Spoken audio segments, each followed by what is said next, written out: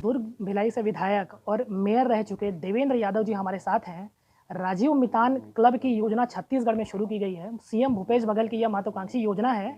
इसके बारे में हम बात करेंगे और भी जो राजनीतिक परिदृश्य है प्रदेश में, इनसे जुड़े मुद्दों पर हम बात करेंगे सीधे देवेंद्र यादव जी से। सबसे पहला सवाल तो आपसे यही रहेगा कि राजीव मितान क्लब की ज़रूरत क्यों पड़ी प्रदेश में?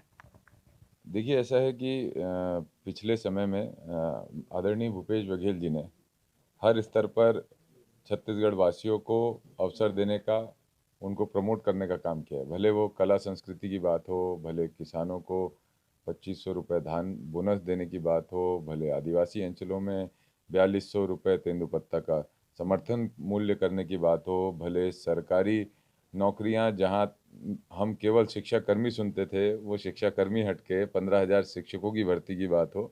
इस तरीके से हर स्तर पर उन्होंने युवाओं को और छत्तीसगढ़ के आम व्यक्ति को अवसर दिया है, उनकी जीवन शैली को बढ़ाने का प्रयास किया है।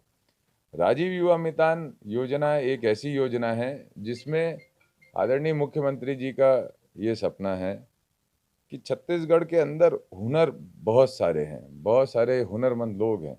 उनको शासन से जोड़ा जाए, सरकार से जोड़ा जाए और उनको उनका जो हुनर है, उसके लिए उनको अवसर मिले। वो क्लब्स के माध्यम से अपने कामों को कर पाएँ। जैसे आपने महसूस किया होगा, कोरबा के अंदर ही बहुत सारे ऐसे पुराने क्लब्स हैं, भले वो जिमिंग के हों, स्पोर्ट्स के हों या सांस्कृतिक आयोजनों के हों, गणेश पूजा के लिए वार्ड स्तर पे, बूथ स्तर पे क्लब बनाते हैं लोग। इसके अलावा दुर्गा पूजा का कार्यक्रम करते हैं। इस तरीके से लगातार सांस्कृतिक, धार्मिक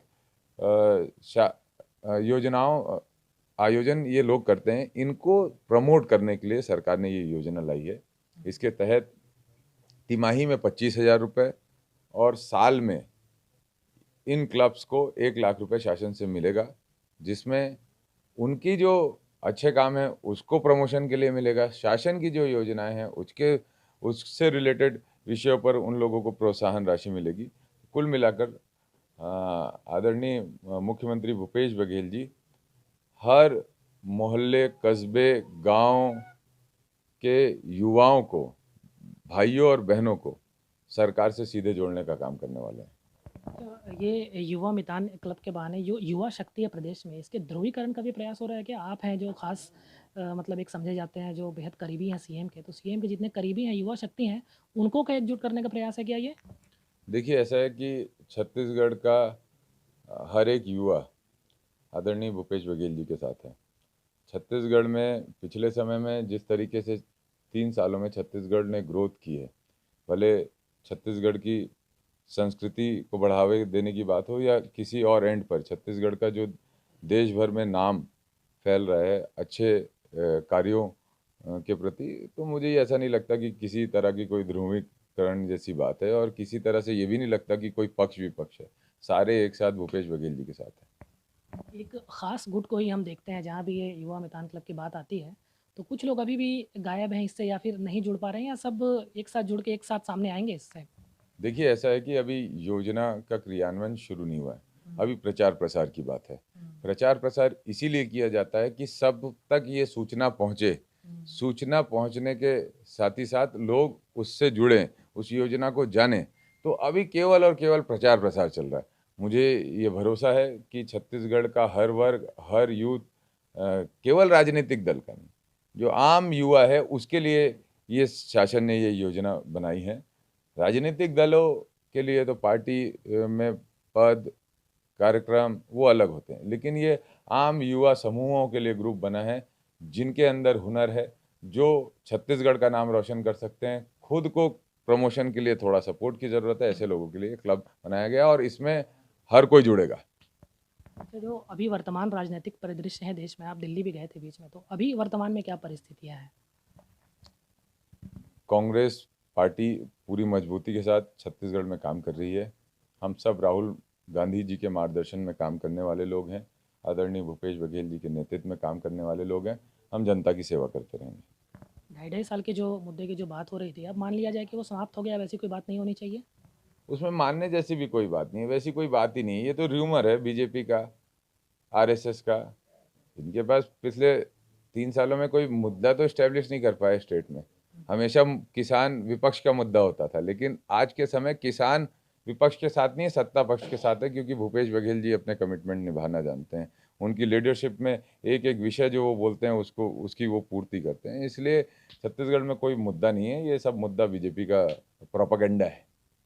आप दोहरी भूमिका में भी रहे हैं, मेयर भी रहे, विधायक भी रहे, शायद यंगेस्ट मेयर भी आप रहे देश में, जो सबसे यंगेस्ट मेयर में से एक है। तो ये दोहरी भूमिका आपने किस तरह से निभाई, कैसा अनुभव रहा ये? देखिए, ऐसा है कि केवल महापौर थे तो उस समय सरकार भारतीय जनता पार्टी की थी, तो तकलीफ होती थी थोड़ा काम करने में, लेकिन जनता का स्नेह था, आशीर्वाद था, उनके स्नेह आशीर्वाद से काम कर पाए। इसके बाद भिलाई की जनता ने और स्नेह दिया, विधायक और महापौर दोनों साथ में बनाया, तो उनकी जनता की सेवा करते रहे निरंतर। दोनों की ही कार्यों में, कार्यप्रणाली में तो बहुत अंतर है, क्योंकि महापौर के पास अधिकार रहते हैं डेवलपमेंट करने के, योजनाएं बनाने के, नियम कायदे कानून बनाने के विधायक के शहर के अंदर सीमित कोई ऐसे अधिकार नहीं रहते, वो विधानसभा में अपनी बात रखते हैं। तो ये दोनों का कॉम्बिनेशन मेरे को मिला तो एक अच्छा अवसर था। गवर्नमेंट का भी, आदरणीय भूपेश बघेल जी का विशेष ध्यान रहता है कि शहरी क्षेत्रों में जितना डेवलपमेंट हो सके, इंफ्रास्ट्रक्चर वो होता रहे, लोगों को अवसर मिले। तो ये सब के कारण, आदरणीय भूपेश बघेल जी के कारण भिलाई में हम लोगों ने काफ़ी डेवलपमेंट के काम किए। उसमें हम लोगों ने स्पोर्ट्स को भी बढ़ाया, हम लोगों ने आत्मानंद इंग्लिश मीडियम स्कूल जैसे एग्जाम्पल सेट किए, जो आज के समय एक माइलस्टोन है गवर्नमेंट के लिए। अच्छा, आप सीएम के बेहद करीबी समझे जाते हैं, तो इसकी वजह से कहीं ना कहीं कोई विरोध का भी सामना आपको करना पड़ता है कि अपनी पार्टी में? देखिए, हमारी पार्टी एकजुट है, हम सब राहुल गांधी जी के मार्गदर्शन में काम करते हैं, और आदरणीय भूपेश बघेल जी के सभी लोग करीबी हैं जो संघर्ष करना जानते हैं, मेहनत करना जानते हैं। वो सबको एक समान, एक नज़रों से देखते हैं और सबको अवसर देने का काम करते हैं। यहाँ आप अभी कोरबा जिले में आए हैं, यहाँ भी अपने युवा साथियों से चर्चा की होगी। जो सड़कें हैं यहाँ की काफ़ी ख़राब है, समाधान नहीं हो पा रहा है, कुछ उस पर बोलना चाहेंगे आप? नगर निगम में चूँकि मेयर भी रहे हैं वहाँ। नहीं, ये तो स्थानीय स्तर पर प्रशासन इस पर निश्चित रूप से ध्यान देगा। आपकी जो बात है, मैं भी जिस स्तर पर बात रख सकूँगा रखूँगा। आपसे बात करने के सर बहुत बहुत धन्यवाद आपका। मुझे भी बेहद खुशी हुई, आप समय निकाल के आए हमारे साथ और इतनी सारी चर्चाएं हुई। सुखद अनुभव था आपसे मिलना। जी, हम बात कर रहे थे देवेंद्र यादव जी से, विधायक हैं भिलाई से। तो काफ़ी बेबाकी से उन्होंने अपनी बात कही, ये भी कहा कि 2.5 साल के फॉर्मूले की अब बात नहीं होनी चाहिए। सड़कों के बिना में चर्चा की, दोहरी भूमिका का किस तरह से इन्होंने निर्वहन किया, वह भी हमें बताया। राजकुमार शाह, ईटीवी भारत, कोरबा।